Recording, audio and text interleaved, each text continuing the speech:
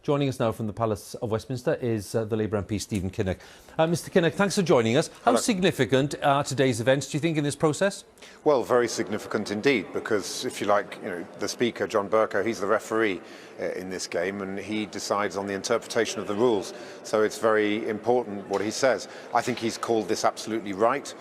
It is absurd that a government can just keep on using the sledgehammer of controlling parliamentary time to keep coming back to Parliament with a motion that is consistently being rejected by Parliament. That, in my view, is an abuse of the relationship between the Executive and the Legislature, and I think that the Speaker has called this one absolutely right. Problem is, of course, that there will be an unholy row about what constitutes a meaningful change, a substantive change, a change that the Speaker can be satisfied is something that's different, and people will simply argue about that.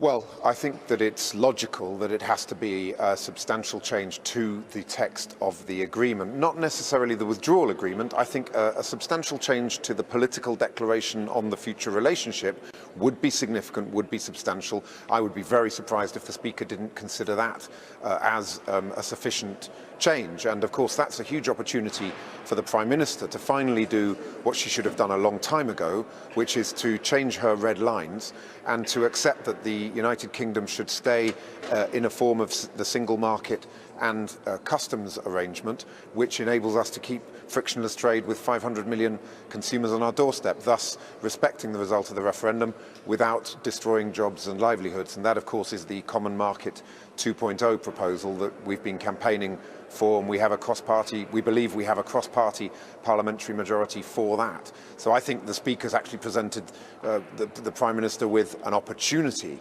rather than come back for more humiliation, continuously coming back with her deal that's being rejected, say, well, the Speaker's got me off the hook. Now let's actually have a proper deal which can command a parliamentary majority and which can deliver on the referendum without wrecking jobs and livelihoods. Well, to that end, do you expect that the Prime Minister will now go to this summit on Thursday and that the outcome of that will be a rather longer delay to this process than some people had predicted? Well, I think that certainly more time is going to be required. I mean, even if the Prime Minister's deal had been approved, we would have had to have an extension just to get all the domestic legislation over the line.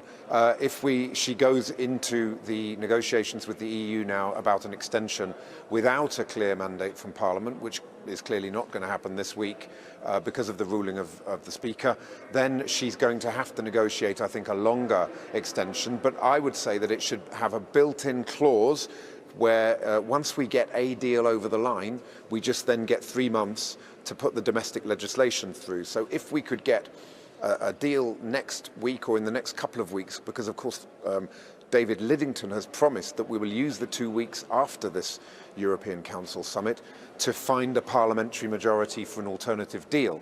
If that alternative deal can be found in the next couple of weeks, then I think we can get a deal over the line and we won't need a very long extension. The extension should only be as long as we need once we've got a deal over the line, just to have some extra time to get the domestic legislation through. And I think that there is a cross-party parliamentary majority for a sensible, pragmatic, bridge-building form of Brexit. And I hope that next week we will finally have the chance to debate and vote on that option in Parliament. Stephen Kinnock, thanks for joining us once again. Thank you very much. Labour MP Stephen Kinnock.